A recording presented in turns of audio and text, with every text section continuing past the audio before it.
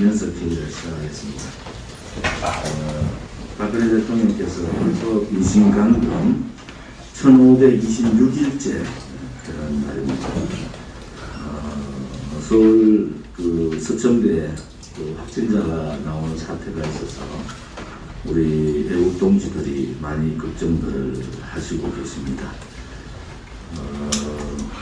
정치적인 보복을 특히 물 한 푼 받지 않은 정말 대한민국 역사상 가장 깨끗한 대통령이 불법 거짓에 의해서 인신강금 당하고 있다는 그 사실 자체가 대한민국이 참 불행한 나라다 이렇게 봅니다. 문재인이 요즘 하는 짓들을 보면은 이 사회주의자, 이 토착 빨갱이, 이 공산주의자들의 행태를 역력히 확인하고 또 확인하는 겁니다. 소위 말하는 사람들이 해야 될 그런 기본적인 기본적인 인간의 도리 자체를 다 망각하고 있다. 결국은 전 세계의 사회주의자, 공산주의자들의 행태는 다 그렇다. 이렇게 봅니다. 이준석이 국민의힘의 당대표 얘기들이 있고, 특히 탄핵에 동조했던 조중동뿐만이 아니라 방송, 특히 좌파 민노총이 장악하고 있는 언론에서 대단히 띄우고 있습니다. 업무입니다. 이준석의 국민의힘 당대표는 업무입니다. 어디에서 이 업무가 시작됐는지 저는 대강 예측을 하고 있습니다만은 이준석이 당대표가 되면 어제 국회에서 박병석 국회의장 주재로 개헌 논의가 있었습니다. 이준석이 당대표 되면 바로 이원 집정부제 개헌을 들고 나올 겁니다. 또 이원 집정부제 개헌은 노무현 정신이라고 다들 얘기하는 여야정 소위 말하는 여야 공동체로 해보겠다 이런 의미가 있거든요. 대통령제를 무력화시키는데 좌파들이 권력 연장을 더 이상 못하는 상황이 되면은 급속도로 좌우 연정을 시도할 겁니다. 그래서 결국은 제가 보는 바는 아무튼 이 개헌을 통해서 이 대한민국을 사회주의 연방제로 가는 길을 가고 있다. 그럼 결국은 한반도가 사회주의 국가로 가는데 그 과정에서 친중, 친북 또는 반미 행태가 나타나고 한미동맹은 깨질 겁니다. 이러한 일련의 사태들이 있는데 그것은 거짓 불법 탄핵 자체를 이제 무력화시켜버립니다. 그들이 정당하다, 탄핵이 정당하다 이런 생각을 가지고 이 자유우파 보수파들 우리 보수 쪽에 있는 또 저항 세력들을 완전히 괴멸시켜버리는 사태가 옵니다. 과거에 3당 합당을 했을 때 그 3당 합당에 여러 가지 결과들이 있지 않습니까? 무기력한 보수 정당을 만들었고 정권 연장은 하지만은 실질적으로 좌파들을 키워주는 그러한 사태가 벌어졌고 이 위장보수들에 의해서 대한민국이 위험한 상태가 지금 벌어진 이 탄핵 정국에서 봤던 그런 모습들이 여러분들은 보셨을 겁니다. 3당 합당이 김대중, 노무현, 문재인을 출연시키게 했다. 결과적으로는. 네, 보수가 보수답지 못하고 대한민국의 정체성을 무너뜨리고 한미동맹을 훼손하는 그런 결과들을 가져갔고 결국은 그것이 지금의 탄핵 사태까지 온 겁니다. 그러면 우리 공화당은 제가 말씀드렸지만은 기회가 올 겁니다. 그런데 정권을 못 가져온다는 겁니다. 이 사태가 벌어지면. 이제는 좌우연정은 좌파, 소위 사회주의자들을 중심으로 한 연정이지 보수 우파를 중심으로 한 연정이 아닙니다. 권력기관을 다 장악했기 때문에 정치적인 연정을 해도 아무런 문제가 없다고 그들은 벌써 판단을 내린 겁니다. 그러니까 가장 이용하기 쉬운 정치성이 약하고 여기저기 왔다 갔다 하는 그 기회주의자 젊은 사람을 띄워서 소위 말하는 개헌 앞자리를 만드는 거다. 저는 그렇게 이 구도를 그렇게 보고 있습니다. 그래서 박근혜 대통령에 대한 거짓 불법 이 사회주의자들에 의한 촛불 쿠데타 권력 찬탈이 제1의 탄핵이었으면 이준석을 당대표로 만드는 그것이 바로 제2의 탄핵 업무다. 이 제2의 탄핵 업무는 통해서 대한민국에 남아있는 정통 자유우파 보수 세력들을 괴멸시키는 그러한 상황들이 올 거다. 이런 생각을 가집니다. 그래서 제가 우리 당도 거기에 맞춰서 제가 사실은 뭐 이준석 이런 당대표 나오기 전부터 2월 달부터 전국 투어를 하겠다 이렇게 했는데 이제 시국 강연을 제가 일주일에 뭐 대도시 영남권을 중심으로 이제 농촌 지역 경남 경북뿐만이 아니라 이제 대도시 뭐 창원이나 또 부산이나 울산이나 대구나 이런 대도시도 들어가서 집회를 10번 한다 보시면 됩니다. 집회를 10번을 한다. 그러면 그 대통령 선거 때 제가 단기 필마로 나가서 정말 박근혜 대통령이 탄핵이 잘못됐다는 누구 한 사람이라도 그걸 알리기 위해서 하루에 10군데 정도의 유세를 다닌 적이 있습니다. 근데 그거를 저는 지금 6월 15일부터 11월 말까지 약 5개월 가량 하겠습니다. 그래서 우선 영남, 충청, 수도권 이렇게 한 바퀴 돌면서 국민들한테 알리고 또 홍보 전략도 대대적인 홍보 전략. 예를 들어 대구 경북의 메이저 신문에 대한 우리 관련 또 광고, 또 부산 경남을 대표하는 그런 신문에 대한 광고, 동시에 조선일보나 문화일보 이런 부분에 대한 광고도 같이 동시에 나갑니다. 그래서 그런 지금 뭐 대통령 후보 선언을 빨리 하라는 분들이 있고 또 좀 보자는 분들이 있는데 저는 8월 15일 박근혜 대통령의 이 석방 이 부분이 우리 공화당으로서는 굉장히 중요한 전환점이기 때문에 그 부분까지 이렇게 좀 시간을 지켜봐야 된다 이런 생각을 갖고 있습니다만은 많은 분들이 대통령 후보 선언을 하고 또 당에서 후보를 결정하는 그런 절차들이 있습니다. 그런 절차를 잘 감안을 해서 하도록 그렇게 하겠습니다. 그 아울러 오늘 시도당 위원장님들한테 제가 개별적으로 말씀드린 분도 있고 안 드린 분도 있는데 당의 실국장 팀장들을 전부 지방으로 보내겠습니다. 제가 직접적으로 면담을 하고 경험 있는 사람들은 영남권으로 우선 보내고요. 그리고 나머지 분들은 수도권 큰 데부터 좀 보내서 우선 그 사무처장이 보강될 때까지는 겸직을 좀 하고 그분들이 사무처장 겸 그 지역 상황실장까지도 겸하도록 그렇게 하겠습니다. 이게 지금 제가 다니는 이 투어가 준비가 대단히 필요합니다. 지금 여러분들 위원장님들이 준비하기에는 정말 힘든 그 준비 과정이 있고 저희들이 움직이는 사람들이 한 100여 명이 움직입니다. 그러한 부분까지도 지금 사무총장을 통해서 안을 받고 또 인사하는 부분에 대해서도 사무총장한테 이런저런 의견을 들었습니다. 그래서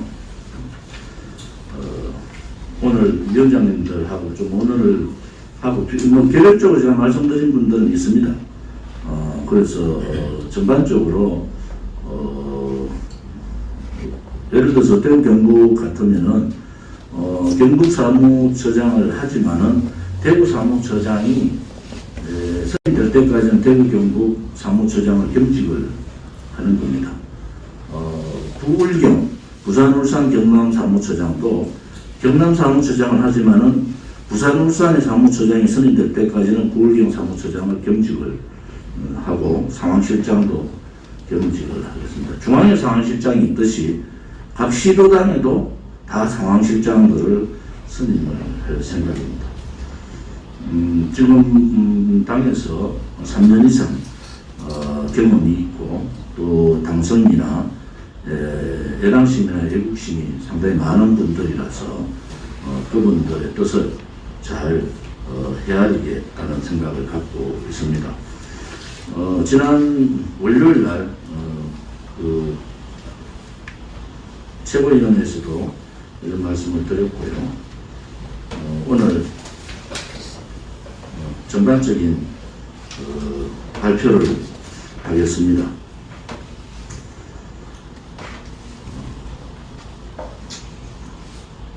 공보미디어 사무총장 밑에 공보미디어 본부장, 지난번에 한건영 최고로 공보미디어 본부장으로 임명을 했습니다. 그 다음에 여성청년 차세대 전국 조직을 가지고 있는 여성청년 차세대 본부장을 진순정 최고로 높이를 했습니다. 또 전략기획실장은 종전과 같이 정병희 전략기획실장, 상황실장은 조만간 영입을 하겠습니다. 비서실 부실장에서 최민선 부실장을 최민선 비서실 실장으로 승진시키고 재정민원까지 담당하도록 하겠습니다. 조직 1팀장은 박기영 팀장을 승진해서 박기영 부국장으로 승진함과 동시에 조직 1팀장으로 중앙당, 조직 2팀장은 신민호 서울시당 사무처장, 조직 3팀장은 박이찬 대변인, 행사지원팀장은 김경희 구미갑위원장으로 하겠습니다. 사무처장은 부산, 울산, 경남 사무처장 겸직을 하는데 경남 사무처장이면서 부산, 울산 사무처장 선임 때까지는 부울경 사무처장을 겸직하고 부울경 상황실장을 지나겠습니다. 중앙당 대외협력 송영진 대외협력실장을 경남 사무처장 겸 부산, 울산 사무처장 겸직을 하겠습니다. 대구 경북도 경북 사무처장이면서 대구 사무처장이 임명될 때까지는 대구 경북 사무처장을 겸직하겠습니다. 대구 경북의 상황실장 겸 사무처장에 변성건 조직국장을 임명하겠습니다. 서울시 사무처장에는 신민호 현 사무처장을 조직 2팀장으로 중앙당 소속 사무처 위원으로 영입을 하고 서울시 사무처장인 변혜령 법률행정국장을 서울시 사무처장 겸 상황실장으로 임명하겠습니다. 경기도입니다. 경기도는 69개의 조직위원회가 있어서 사무처장 겸 상황실장을 2분으로 하기로 했습니다. 최진영 북부 경기 북부 사무처장, 그 다음에 양정원 경기 남부 사무처장으로 임명하도록 하겠습니다. 인천입니다. 인천은 윤채원 대외협력 부팀장을 팀장으로 승진하고 사무처장 겸 상황실장으로 임명하도록 하겠습니다. 이 부분에 대해서 아무튼 사무총장이나 또 당대표인 특히 제가 굉장히 고심을 했습니다. 그리고 지금 충청권 사무처장도 추천을 받고 있고 강원 사무처장도 추천받고 있고 제주도는 아무튼 제주도 자체에서 나름대로 준비를 하는 그런 과정들이 있습니다. 대선 후보를 선언하기 전에 이 조직 구도는 3월 9일 대선 때까지로 한정을 하고 3월 9일 빠른 시간 내에 각 지역의 사무처장 요원들을 잘 훈련시키고 또 추천을 받으면은 그렇게 준비를 하도록 하겠습니다. 당에서 기본적으로 대선 체제의 조직 시스템부터 좀 갖춰 나간다 이렇게 보시면 됩니다. 우선 충청권도 대전 중남북을 총괄할 수 있는 한 사람은 조만간에 발령을 내겠습니다. 그리고 이제 세부적으로 충남 사무처장, 충북 사무처장 뭐 이런 식으로 준비를 하고요. 부산, 울산도 사무처장을 좀 추천받고 또 저희들이 찾아보도록 그렇게 하겠습니다. 6월 다음 주부터 실질적으로 우리 공화당은 대선 체제로 들어간다 이렇게 보시면 됩니다. 최고위원들도 지역 분해를 통해서 대규모의 공부 활동들을 이루어주기를 바랍니다.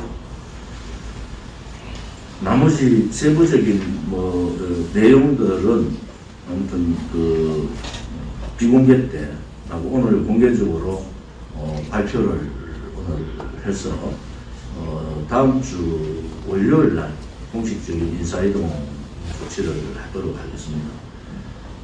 저희들이 월요일 날은 지금 파견된 시국장 팀장들이 월요일 회의는 서울에 다 참석을 해야 됩니다.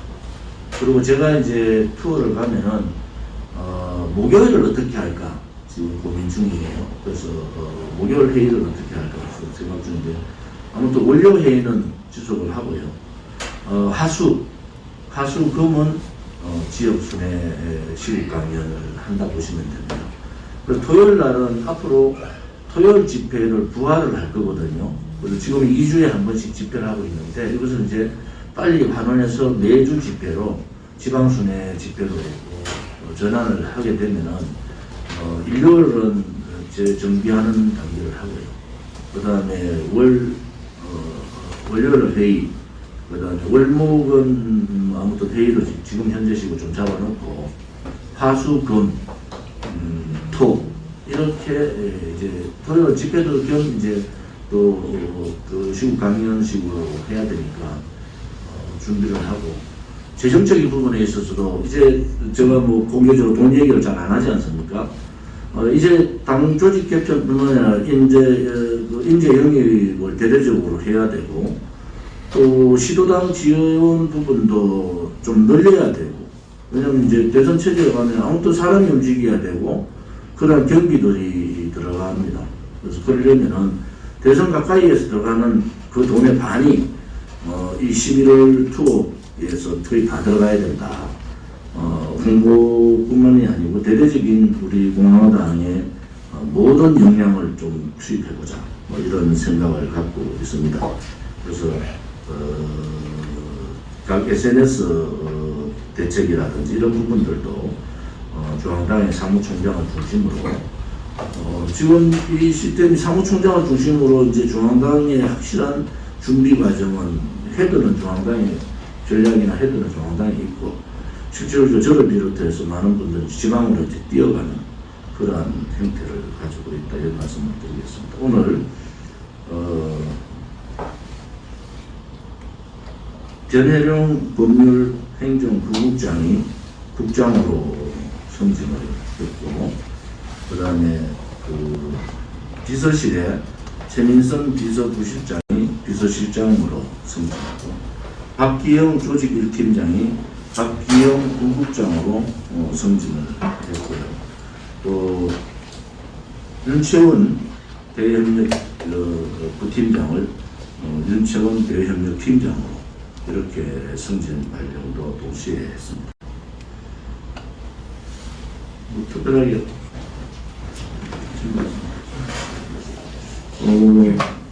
그러면 비공개로 바로 들어가겠습니다.